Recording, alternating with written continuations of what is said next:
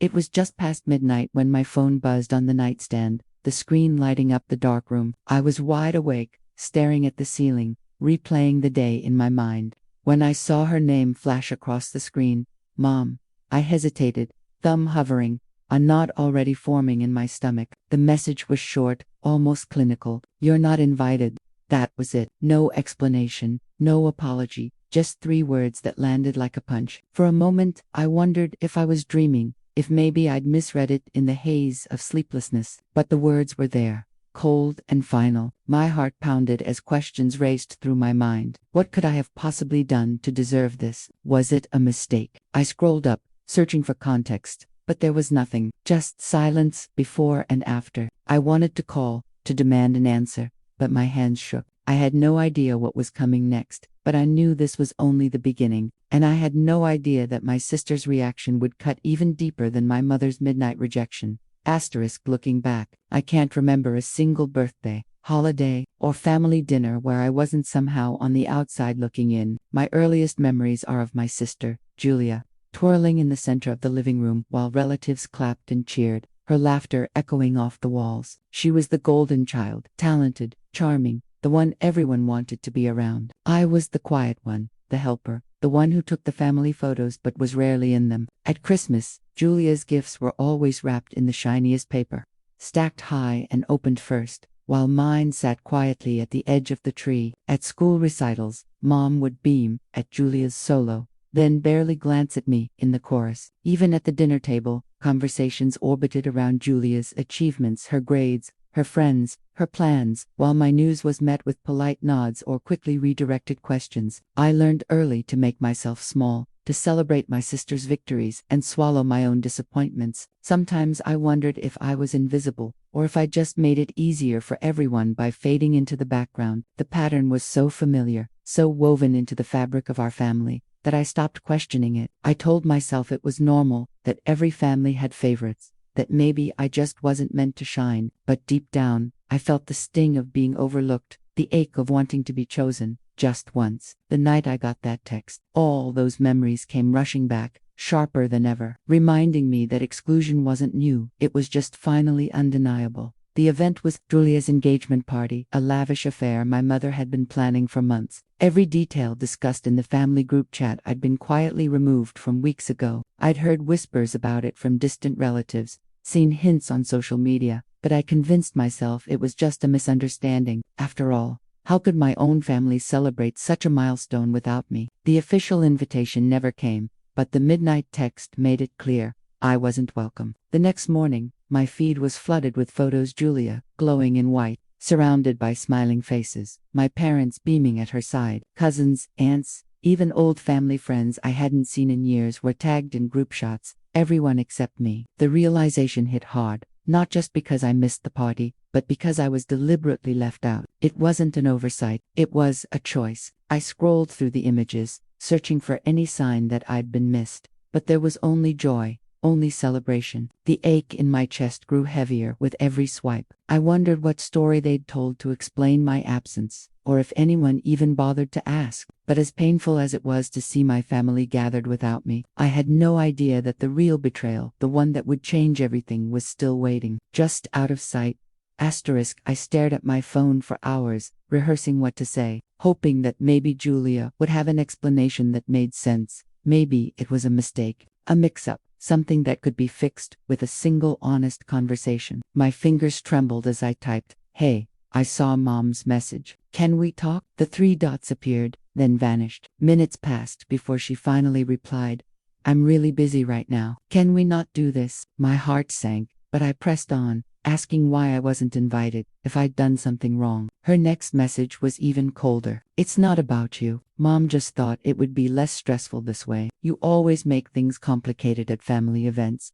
I read her words over and over, each one cutting deeper than the last. I wanted her to defend me, to say she missed me, to admit it felt wrong without me there. Instead, she made it sound like my absence was a relief, not a loss. I tried to remind her of all the times I'd supported her, the secrets I'd kept, the way I'd always cheered her on from the sidelines. But she brushed it off, saying, "Let's not make this about you. This is my moment."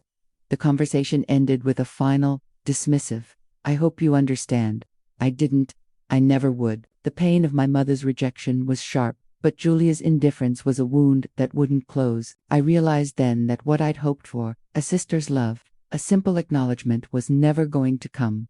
Alone in my apartment, I let the silence swallow me. The walls felt closer, the air heavier, as if the weight of every childhood slight had finally settled on my chest. I replayed old memories, birthday candles blown out with no one cheering, school awards tucked in drawers while Julia's trophies lined the shelves, my voice always the quietest in every room. I wondered if I'd ever truly belonged, or if I'd just been filling space, a shadow in the background of someone else's story. Was I really so difficult, so forgettable, that my own family could erase me without a second thought? The questions circled endlessly, each one sharper than the last. I wanted to scream, to demand answers, to force them to see the hurt they'd caused. But as the hours passed, the rawness of my pain began to shift. Beneath the ache, something else started to grow, a simmering resolve, a quiet anger that refused to be ignored. I realized I was done begging for scraps of affection, done shrinking myself to fit a place I was never meant to fill. Whether I confronted them or walked away, I knew I couldn't keep living in the shadow of their indifference. Something had to change, and for the first time, I was ready to be the one to change it.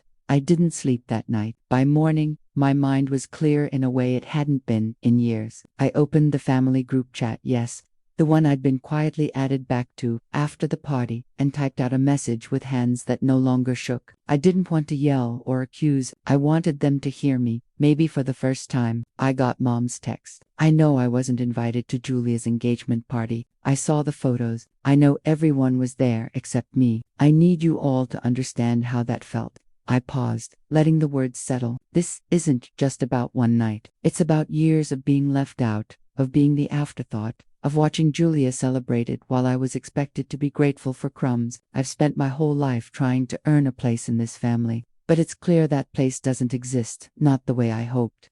The chat was silent for a long time. Then Mom replied, "You're being dramatic. We just wanted to avoid any tension." Julia chimed in, "This was my day. I didn't want any distractions." Dad sent a thumbs up emoji, as if that settled anything. My heart pounded, but I kept going. I'm not here to ruin anyone's happiness. I just wanted to be included, to feel like I mattered. But I see now that my presence is only welcome when it's convenient. I can't keep pretending that's okay. The responses came quickly: defensiveness, denial, awkward attempts to shift blame. "You always make things about you," Julia wrote. "You're too sensitive," Mom added. I let their words hang in the chat, refusing to argue or apologize. "I'm done begging for a seat at your table," I wrote. "I'm done shrinking myself to fit your comfort. I hope you all enjoy your celebrations, but I won't be part of them anymore. Not like this." I left the chat, my hands steady, my chest lighter. For the first time, I felt the power of drawing a line, of choosing myself over their approval. This was the moment I stopped asking for love that was never freely given. The fallout was immediate. A few relatives messaged privately, awkwardly apologizing, or trying to smooth things over. But most stayed silent or sided with my mother and Julia. The group chat remained active, but I was no longer a part of it.